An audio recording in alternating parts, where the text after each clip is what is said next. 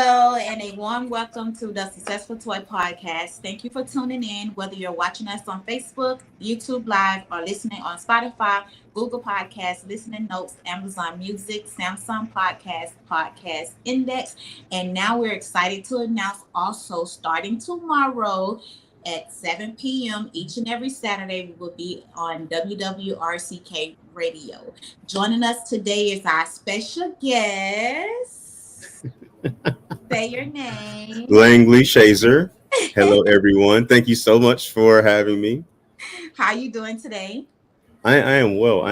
We just were talking about the fact that it's raining here in the Caribbean, but it's nice and cool, so I can appreciate that. Period. You feel like you're in Florida or no?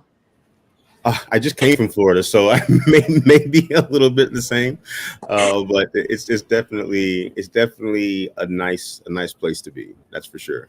Period. So today we're gonna have a little conversation, just a normal conversation, nothing to So we're gonna go ahead and get started. Are you ready? Yes, ma'am. Okay. Do you discuss mental health in your household? Yes. That's something that I am a proponent of, and something that I'm very adamant about is the increased awareness of mental health. I can remember when I was going through a really terrible time, and when I had the epiphany that if there are doctors, medical doctors, and there are other professionals, right, whether you have the CEO or you have a marketing professional, right, we go and seek those professionals for their advice and their support. And for whatever reason, we have always really shied away from the mental health aspect, especially as African Americans. And so I remember very vividly when I was like, duh, if God made people to have that kind of, not only that kind of skill set, but also to pursue that with their education, then there's a reason why they should exist, and we should go out and certainly seek out the professionals. Exactly. But do you think, like, when we was growing up, why they didn't talk about mental health with us when we were young?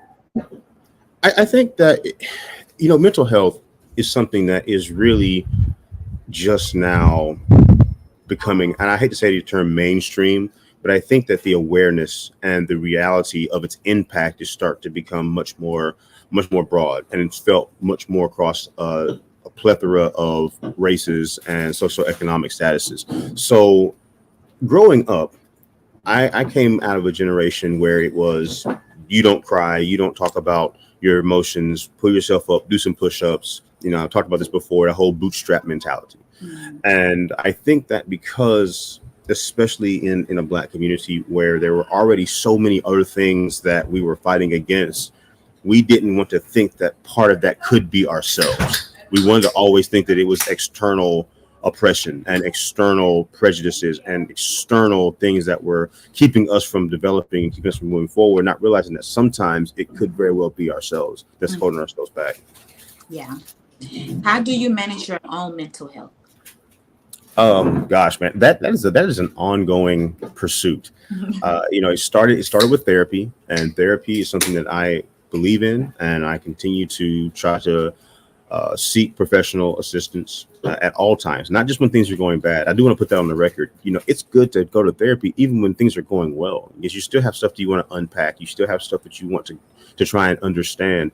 And a lot of times when things are going well, we kind of brush that under the rug and we put it to the side. Like, I don't have to deal with that right now because life's good. But when life is chaotic, now I need to go and address some things. But really the best time to address certain things is when life is good, because you can focus directly on the issues that you need to work on for yourself. So that's one of the things that I do. Of course, with my faith base, I'm big on prayer. I'm big on meditation. I'm big on a support group. I talk about my wolf pack quite often because there are men who were with me when I was going through the toughest times in my life. I talked about it this morning with Chris Weiniger, especially, when I didn't want to walk, when I didn't want to get up, when I didn't have the strength, he literally carried me. He literally showed up to my house and was like, get up, we got stuff to do, or whatever the case was. And then spiritually, he carried me. Spiritually, he prayed with me. We cried together. We laughed together. And those kind of individuals are very, very important to your success and to turning the tide in terms of mental health. You really got to surround yourself with people who are going to support you and are going to help you move forward and hold you accountable, because we don't like to be wrong.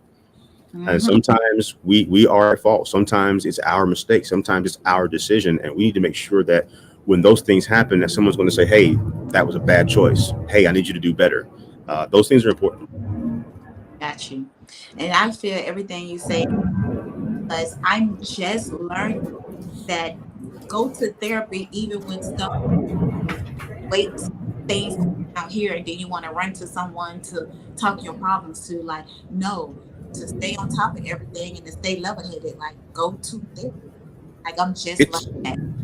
it's a continuum. We talk often here about the continuum of care and the fact that once you've come out of the crisis, there is still some things that have to happen after that, right? There's an entire array of things that have to be understood, worked through, developed, redefined, and we often stop once the chaos has ended or subsided. Then we just, okay, we're good now. But that's not the case. There's traumatic issues. There's some things that are going to be still residual based on whatever it is you've been through. So to your point, again, it is very important that you continue to do that, because that continuum of care, that pursuit of longevity and sustainable mental health requires action every single day. Yeah. How would you rate your current mental health status out of 10? Out of 10 currently, 5.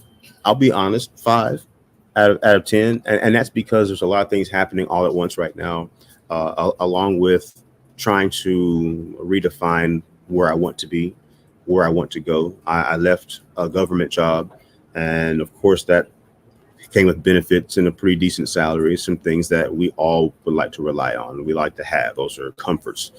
And to go into a situation where I need to have a knee replacement, where I need to have steady income, where I need to make sure that I can get my bills paid and some different things squared away, and trying to figure all that out. That's a lot of stress. And then of course there's other stressors that, trying to get back on your feet after being homeless, and some things that led me to be in the Caribbean, trying to get back to a place where I feel like I'm being successful.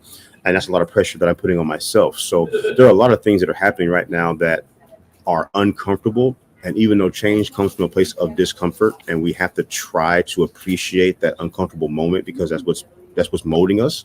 Yeah. It doesn't make it nice. It doesn't make it pleasant. It doesn't make it enjoyable. So I'm in that mode right now where a lot of things are happening all at once, and none of them really feel good, but I know that they're working for my good. Right. Hi, China. Thank you for joining us. Do you struggle a lot with mental health issues? I struggle a lot with anger. I talked about this just 2 days ago in one of my videos that, again, with my faith foundation, the word says you need to be slow to anger and slow to speak. Now, the speaking part, I've gotten pretty good at. I used to fire off, and I'm going to tell you certain things, and I'm going to, say whatever's on my mind, no filter and no self-control. And of course, that ruined a lot of different things, a lot of different relationships. But I still struggle with not getting angry at and not having anger as my immediate response to a lot of situations, right? So I may not be explosive anymore, but on the inside, I'm still seething. I'm still angry, and it still affects my emotional state. It still affects my cognitive state. It still affects my decision making sometimes. So I really have to work diligently on not getting to like that absolute rage place on the inside, because I have to really understand what is it that's making me angry. Is it the stimulus, or is it something else? Is this something from my past? Is this something from someone else? Is this something that I just haven't overcome, or maybe I haven't forgiven myself or someone else for? So a lot of the things that we see happening, and I'm not immune to this, right? Is there are things that I have yet to address that continue to be issues internally. And like we talked about, you don't see those, or they don't surface until you become emotionally compromised. When life's good, life's great. But the moment something happens that you don't expect, the moment something happens that really gets under your skin, the moment something happens that's a severe disappointment, all of a sudden that person starts to rear their head, and you're like, oh, wait, I thought this guy was gone.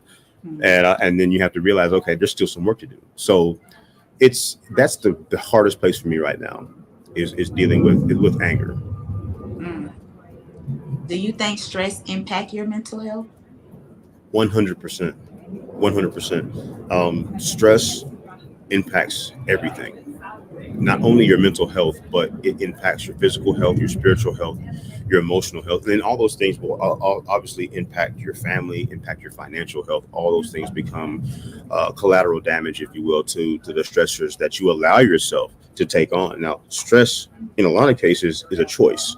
You choose to allow something to stress you out. Now, that's easier said than done. However, in a lot of cases, you have the ability and you have the power to either redirect it or to walk away completely. And sometimes that's a difficult choice. Sometimes that's going to be just as stressful to cut yourself away from a certain situation or a certain set of people or whatever as the stress itself.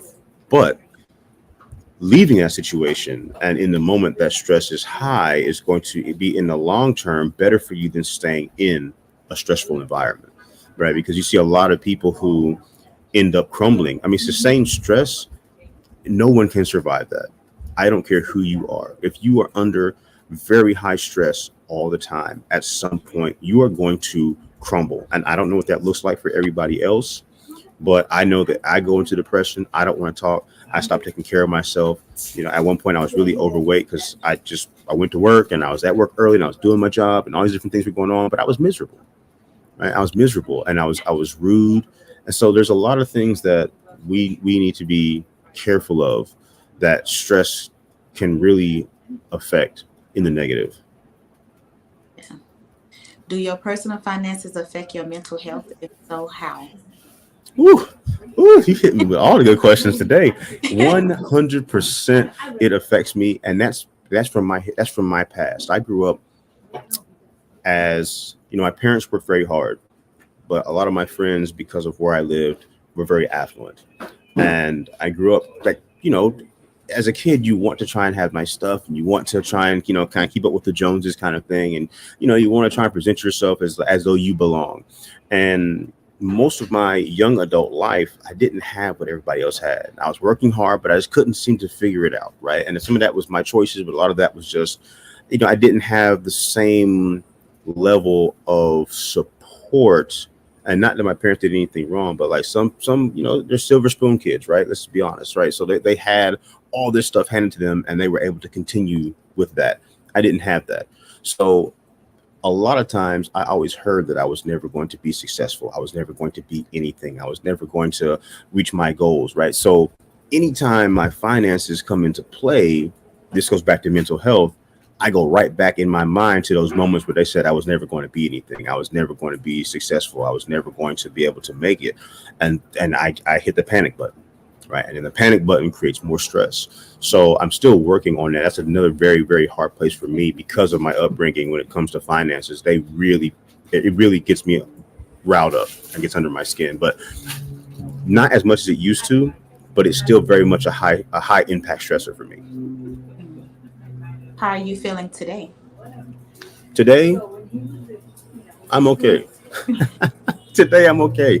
I'm trying to just manage how I'm feeling. I'm trying to manage what's happening with all the aspects of my life. I am trying to manage myself because you can't control other people. You can't control what people think. You can't control how they feel. You can't control what they say, but you can control how you react to all of those things. Yeah. And so right now I'm just trying to manage how I internalize what's happening externally, because a lot of times we take on, it goes back to what I was saying about stress. We take on stuff that we were never meant to carry. We take on burdens, we take on stress, we take on people. I'm the world's worst for somebody saying something. I don't ever forget it. Never. Me too. 20 years from now, I'm going to remember what you said to me on this day, at this time, in this moment. And what that does is it keeps me in a place where I struggle to overcome certain areas of my life, right? Because I'm always thinking about that. I'm always thinking about that moment. So I'm really trying to work on not allowing things to create an oppressive state with me, right? That whole water off a duck's back kind of analogy, but it's very difficult. I mean, like you said, you do the same thing. It's really hard. I put a video out talking about the need to forget certain things, but I'm telling you what, it is difficult. Yeah. It is. I mean, I've got a rolling catalog of terms and phrases and hurtful words, and I mean, and I can just, and it's like, man, you got to let that stuff go, but it's hard. It's hard to let it go. And then when something happens and someone says something, you immediately go right back to that moment 10 years ago, 5 years ago, 2 weeks ago, right? And now your stress is now exponentially impacted because it's not just about what this person said, but it's what everybody else said for my entire life, right? And so now there's this cumulative stress effect that really makes you want to just lose your mind. And it's really hard to maintain. So all that being said, I'm just trying to work on not internalizing as much as possible, because sometimes it's not about you. You are often the unfortunate recipient of someone else's projected issues. Yeah. And sometimes it's not about you at all, but you just get the brunt of whatever's happening with them internally. So if you're not doing anything, if you're not misstepping, if that you're not hurting anyone, you're not being malicious, and you're not trying to do anything subversive, then you gotta work on letting that go. And I'm speaking to myself right now as much as anybody else. If you're doing the right thing and you're planting good seeds, like you gotta work on not allowing somebody else's stress to impact you, and you take that on. Yeah. Before we go any further, I want to let you know, your 40 words. I look forward to that every day, me and my mate. I'm watching it because I'm your friend on Facebook, but then I send it to her, and it's like, oh, he talking about me. Oh my God. Yes, this is what I'm working on right now. You always talking to us. Always. That's just the word, man. I appreciate that. It's really spirit led. It's been that's been tough to go every single day. I mean, today was a prime example. I woke up and I was like, I don't have a word. I don't want to say a word. I don't want to say nothing. I don't want to talk to anybody. You know what I mean? I woke up and I was just like, I'm not having it, right? And I tapped into somebody else's video. God kept working on me, and he was like, now you commit to this, and I'm gonna give you a word, and you guys speak it. And I was like, fine, but I appreciate that, because I'm really trying to, a lot of that stuff's for me, if nothing else. A lot of it's therapeutic, because I'm getting stuff out that I don't really have another method to talk about. Got you. What's taking up most of your headspace right now?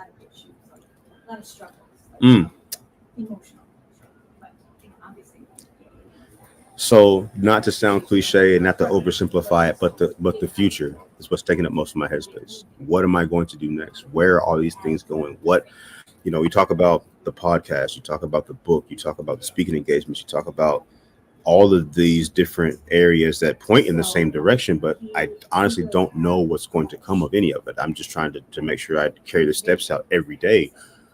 But I'd be remiss if I didn't say that it's stressful. And there's a bit of anxiety to not know that I don't know what the end goal is. I don't know what the destination looks like.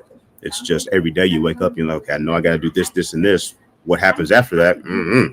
Right. And there's a level of anxiety to that. So that's taking up most of my headspace, is trying to figure out what is the future? What do I want it to be? And am I doing what I need to do to get there? Got you. How have you been sleeping? Sound like you've been sleeping. Oh my gosh. Not really. No, I went through a really hard phase for several years where I didn't sleep hardly at all for years. Got myself removed from certain situations, certain places, physically, certain environments, and of course that started to reverse some. But that's one of those things that really happens almost involuntarily. Like the moment I start getting stressed out, sleep's out the window. Right. I'm up all night. Am I exhausted? 100%. Do I want to go to sleep? Absolutely. Am I going to? Probably not. So, which of course further exacerbates the stress, right? Because now you're not rested. Right? So now you get into this vicious cycle of, not only am I stressed out, but because I'm stressed out, I'm not sleeping, which is making me more stressed out. And now I'm not sleeping even more because I'm still stressed out, right? So you just continue this whole cycle where you really start to struggle. So this goes back to trying to eliminate certain things and not take on certain things and not allow things to impact you as much as possible, because you definitely have to be rested, right? You can't pour from an empty cup. and you can't help people if you're no help to yourself. So you have to start with that self-care. You have to start with that self-reflection. You have to start really getting serious about whatever it takes to get to a better space mentally. Yeah. What did you do today that made you feel good?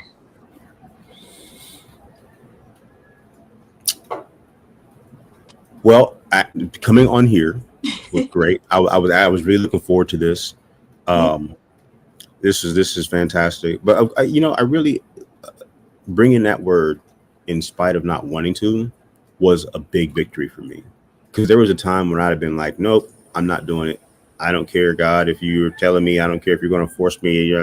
Right? I'm the master of my fate. Right? The whole Invictus thing, which I love. But at some point, God's like, yeah, about that. And you have to succumb to that at some point. And so I was really proud of myself, because I was really not in a space to give a word this morning, and to come back and still be able to do it. And it really resonated with a lot of people. I got a lot of response from today's word. So that was a big win for me today. Yeah, affirmation was good. My favorite so far, I'm not going to even lie to you, has been forgiven. Whew, that's hard, man. Yeah, that's been my Hard. favorite. That's so hard. It's so hard to forgive yourself more than anything else. I find that forgiving other people is easy, right? And I'm someone who is like, hey, I can forgive you and never interact with you again, right? I need that for myself, my salvation, X, Y, and Z. But when you feel like you need to forgive yourself, man, you're gonna wrestle with that for months. Where do I start? Because Yeah. it's like you want to let stuff go. Like I'm learning now. It's crazy because everything just been in alignment with me since this year has started, and it's like everything that I've been buried inside and swept under the world, like God is bringing it to the forefront, and I'm facing it, and I'm getting over it, and I'm moving forward. So yeah. That's awesome. That's awesome, because there's a difference between facing it and conquering it, and facing it and sidestepping it. Right? We have for a long time. I'm fully aware that I have this problem, but I'm not going to do the work to make it better. Yeah. I'm just going to say, okay, I know this is here. Let me go around it, and we'll keep on going. Right? It's not really a big deal right now. I'll address it later. Right? We always do that. Just keep knocking it back down. Just keep knocking it back down, and to your point, right? Until it gets to a place where it festers and it grows, and then it becomes almost uncontrollable when it reaches the surface, right? You get to a place where you almost implode because you've been packing this away, and at some point you run out of room. Yeah. And it's got to come out. And oftentimes I don't want to say always, but most of the time it comes out against the people that you care about the most. Mm-hmm. And that's the bad part, because you end up losing those good people, or they end up fighting the battle with you, but you still pushing them away because of what you're facing. Mm-hmm. And that's a great point. I know a lot of people, and I've been around people who want help, but because they're so used to doing it on their own, they don't know how to accept help.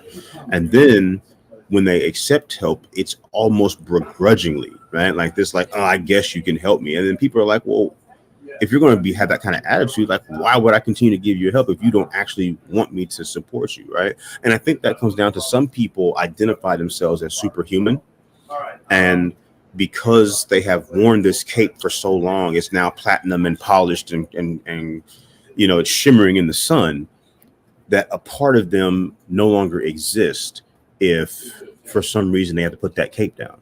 So you see, I think some people keep themselves in a state of, I don't need anybody, I don't want anybody, because it feeds into a persona that they've created for themselves of being a superhero. Mm-hmm. But really, the courageous person is the person that gets help. The courageous person, the strong person, is the person that understands that I need support and then allows that support to arrive.